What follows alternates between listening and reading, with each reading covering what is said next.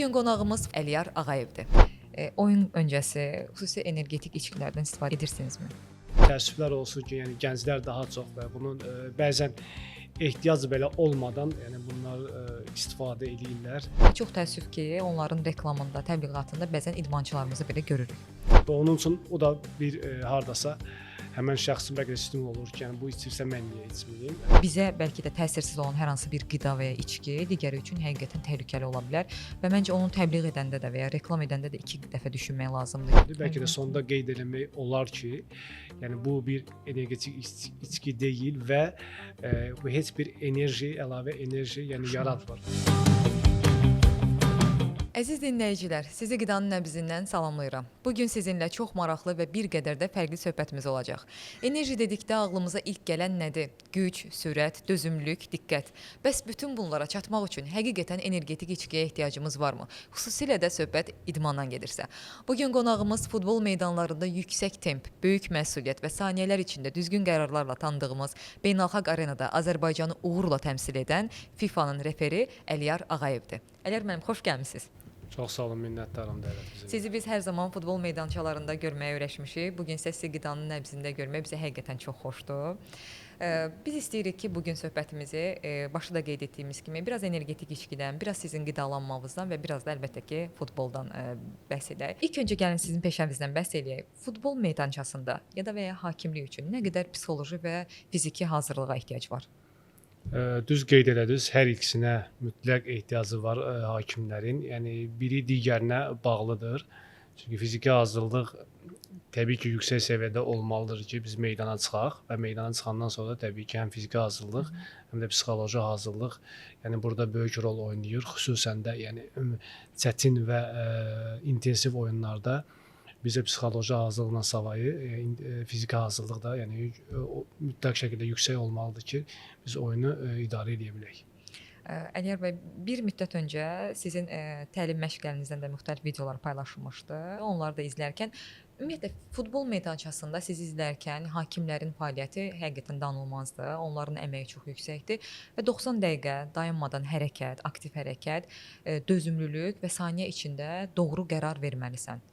Bu məncə psixologiyada çalışırsınız və düşünsək ki, bəzən futbolçuların da etirazı olur və sizə qarşı iradları da olur hər zaman. Yəni hakimlərə qarşı sizi şəxsi özə bildirmirəm. Təzyiqlər olur, etirazlar olur. Bu bütün təzyiqlər altında məncə sizin xüsusi bir enerji ehtiyacınız var.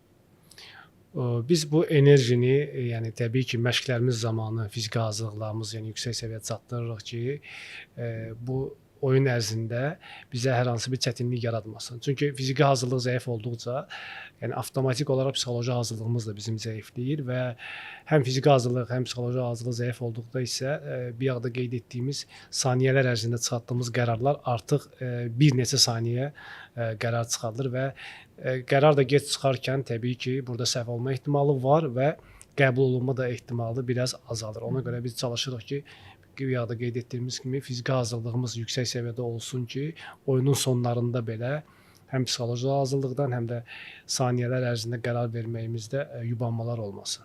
Gəlin o zaman sizə səmimi bir sual verim. Oyun öncəsi xüsusi energetik içkilərdən istifadə edirsinizmi? Yox, hamı bilir ki, əksəriyyət, yəni təbii ki, mənim briqadamda olan köməkçi hakimlərində, yəni demək olar ki, karyeram ərzində bir və ya 2 dəfə ola bilər ki, hər hansı bir energetik içkidən istifadə eləmişəm və o energetik içki də həqiqi energetik içki. Yəni bəzən yazılan energetik içkilər kimi deyil. Həqiqi energetik içkilər olub, amma daim çalışmışam ki, yəni bundan qaçım. Adi su hamısından gözəldir. O zaman belə başa düşdük ki, siz enerjinizi, yəni bu bütün oyunlar ərzində qoruduğunuz enerjini həm fiziki hazırlıqdan, yəni ki, düzgün və balanslı qidalanmadan, bildirdiyiniz kimi sudan əldə edirsiniz. O zaman Əliyar Ağayevin oyun günündəki qidalanmasını soruşaq sizdən. Oyun günü təbii ki, biz çalışırıq ilk növbədə, yəni yuxu rejiminə riayət edək. Oyunun bir gün qabaq, yəni kifayət qədər yuxu almalıyıq ki, çünki yuxu özü də bildiyiniz kimi, yəni bərpa növlərindən biridir. Yəni ona mütləq fikir veririk və oyun günü ərzində də bolluca su içirik. bədəni tonusda saxlamaq üçün və qidalanmağa gəldikdə isə təbii ki, tez həzm oluna bilən və daha yüngül qidalardan istifadə edirik. Normalda yəni bu hakimlərin yazılmamış qidası var.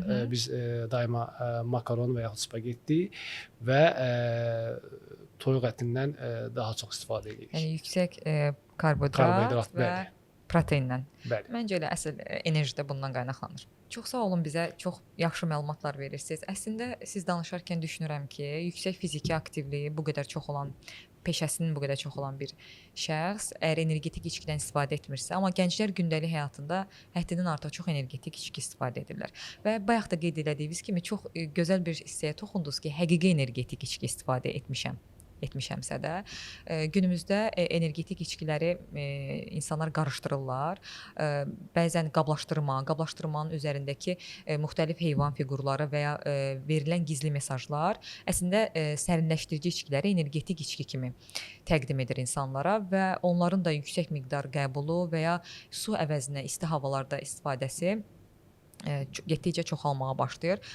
Gənclərə nə məsləhət verirsiniz bununla bağlı?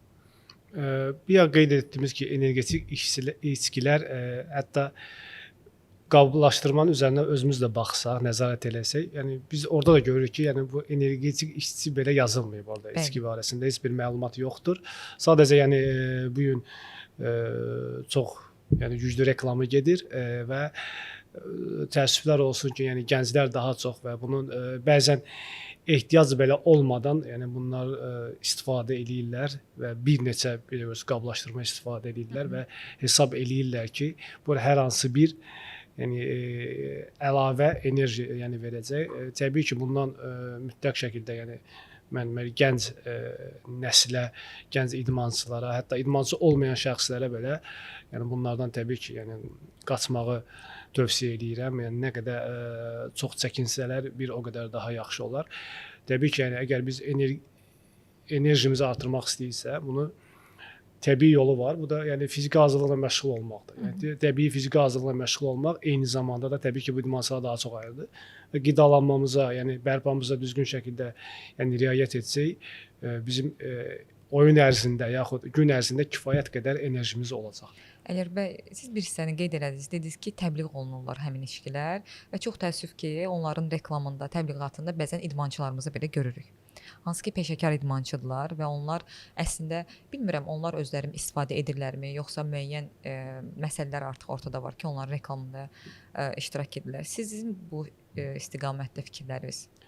Mən əslində özümdə də çox böyük şübhə var ki, bunları reklam edən məşhur şəxslər, idmançılar bəlkə də azdır, amma yəni məşhur şəxslər var, blogerlər var ki, hansılar ki, yəni reklamı eləyir və inanmıram ki, onların hər hansı birisə bu energetik dediyimiz içkilərdən yəni istifadə eləyirlər. Təbii ki, kütlə də daha çox onları izləmə sayları da daha çoxdur deyə və gördükləri, yəni bu şəxslər, izlədikləri bu şəxslər onlar üçün hardasa qumir də sayıla bilər və görürlər ki, həmin şəxs bunu reklam edir, amma istiyini təbii bilməsə də və onun üçün o da bir hardasa həmin şəxsin bəlkə də stimul olur ki, yəni bu içirsə mən niyə içməyim? Təbii ki, yəni bu hesab edirəm düzgün yanaşma deyil. Bu gün biz bədənə zərərli olan bir şeylər də reklam edə bilərik, amma təbii ki, biz bilirik ki, bunun acı sonluğu ola bilər. Yəni reklam xatirinə reklam eləmək də biraz hesab edirəm ki, yəni düzgün yanaşma deyil. Həm də Əliyar bəy, o da biraz məsuliyyətdir məncə. Çünki hər kəsin sağlamlıq dərəcəsi eyni deyil. Hər kəs tam sağlam deyil və bizim gizli gedən xəstəliklərimiz ola bilər, xroniki xəstəliklərimiz ola bilər ki, çünki hər orqanizm fərdidir və bizə bəlkə də təsirsiz olan hər hansı bir qida və ya içki digəri üçün həqiqətən təhlükəli ola bilər və məncə onun təbliğ edəndə də və ya reklam edəndə də 2 dəfə düşünmək lazımdır ki, biraz daha məsuliyyət mənim üzərimdədir. Çünki günümüzü sosial media idarə edir və həmin şəxslər də bir çoxumuzun siz dediyiniz kimi ya kumiri olur, ya sevdiyi şəxslər olur və gənclərimiz də çox zaman həmin həyatlara özənirlər, həmin həyatlar kimi olmaq istəyirlər və burada da həqiqətən bu siyahıda da idmançılarımızı görmək bizi həqiqətən təəssüfləndirir. Çünki Əslində bu yaxşı bir şeydir. Nə mənada? Son dövrlər idmana maraq həqiqətən çox artıb, istənilən növünə aid və bizim ölkəmizdə də çox gözəl inkişaf edir bütün sahələr və həmin şəxslərdən etimad edən insanlara yəni bu cür tipli mesajlar və ya reklamlar həqiqətən insanı görəndə biraz məyus edir ki, axı sən daha çox sağlamlığı, daha çox düzgünlüyü təbliğ etməlisən deyə düşünürəm. Bəli, düz qeyd edirsiniz. Hətta reklam olunsa belə və bəlkə də, yəni bu mənim təbii ki, şəxsi düşüncəmdir. Bəlkə də sonda qeyd eləmək olar ki, yəni bu bir energetik içki deyil və bu heç bir enerji, əlavə enerji, yəni yaratmır. Və həm də qeyd eləmək olar ki, bunun yəni acı bir fəsadları da ola bilər. Yəni bunlar məncə necə ki bildiyimiz, yəni tütün məlumatlarında, yəni qutunun üzərində satılsa da, reklam olunsa da, amma yazılır ki, sağlamlığa ziyandır. Bəlkə də yəni reklamda belə, yəni bu cür sözlərdən istifadə olunmalıdır ki, ən azından az da olsa, yəni həmən o kütləyə, baxan şəxslərə yəni təsir etsin. Biz çünki dəfələrlə yəni idman zallarında yəni bunun acı sonluqlarını görmüşük. Çox təəssüf. Yəni, düzgün qidalanma və yaxud energetik içki olsa belə onu biz bir qeyd elədik. Yəni müəyyən saydan artıq da istifadə edəndə, təbii ki, yəni bu artıq adi, yəni su belə həddindən artıq istifadə olunanda yəni qanunvericiliyə görə 500 ml-dən artıq gün ərzində istifadə edilməməsi tövsiyə edilir və həqiqi energetik içkilərin arxasında da bu tələblər onsuz da öz əksini tapıb. Bəli. Bir idmançı gəncə enerjili olmaqla bağlı tövsiyə verəsi olsaydınız, bu nə olardı?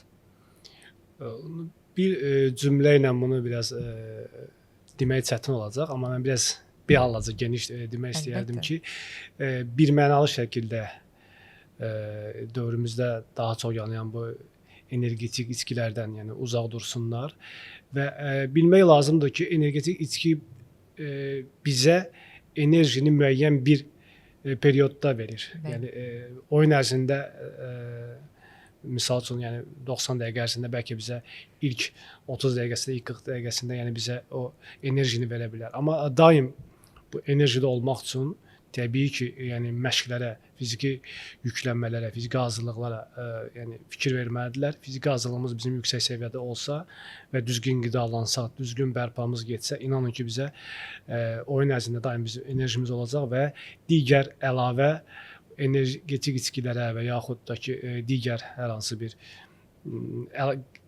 əlavə qidalara ehtiyacımız olmayacaq. Sadəcə fiziki hazırlığımızı yüksək saxlamaq və energetik içkilərdən uzaq durmaq. Çox sağ olun dəyərli tövsiyələriniz üçün. Dəvətimizi qəbul edib iştirak etdiyiniz üçün də sizə minnətdarlığımı bildirirəm Əliyar bəy. Buyurun, mənim üçün də xoşdur. Çünki dediyimiz məsələ, qeyd etdiyimiz məsələ doğrudan da yəni gündən-günə yəni artır və bunun nə cürsə yəni qarşısını ən azından yəni bizim bu danışıqlarımızla qarşısını az da olsa ala bilsək, yəni nə gözəl.